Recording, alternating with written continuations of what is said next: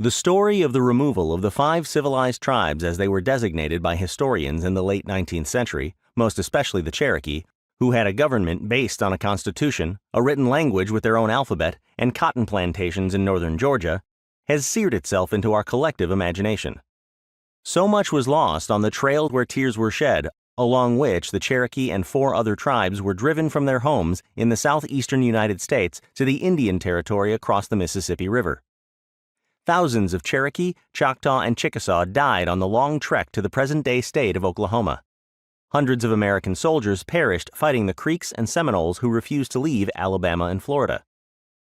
But perhaps the greatest loss came to Jackson's own reputation. Even his best contemporary biographers have not been able to repair it completely. Robert Remini, Jackson's greatest defender in the late 20th century, concluded that the president had decided long before the passage of the Indian Removal Act in 1830 that the good of the nation and the tribes required their removal. Not even the country's most resolute Chief Justice, John Marshall, could stop the process once Jackson had made up his mind that the Cherokee and the other southern tribes must be sent packing for their own good. For Jackson, there was no turning back from this basic point, and so there was never any regret. Remini described this best in Andrew Jackson and His Indian Wars, his final work on the life of President Jackson.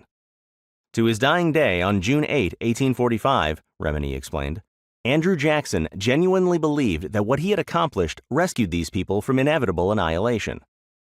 More recently, John Meacham, in his Pulitzer Prize-winning work American Lion, Andrew Jackson in the White House, 2008, explains that Jackson was neither a humanitarian nor a blind bigot when it came to Indian removal. Instead, he was practical. He knew the Indians were increasingly being crowded out by white settlers who demanded their land.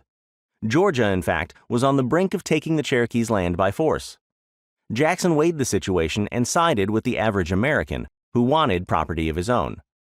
After stating that there was nothing heroic, right, or brave about this decision, Meacham added, "Not all great presidents were always good, and neither individuals nor nations are without evil." Yet there is something tragic in believing that if we explain why Andrew Jackson drove the Cherokee, Choctaw, Chickasaw, Creek, and Seminole west to Oklahoma in the early 19th century, we have explained Indian removal.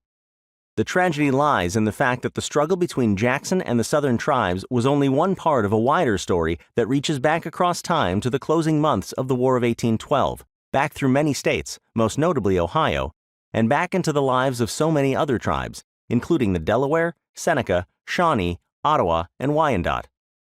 They, too, departed down many trails of tears, sent west in a process that leaves a great deal of responsibility and blame to pass around among citizens of the United States and Indian nations alike, not just to Andrew Jackson.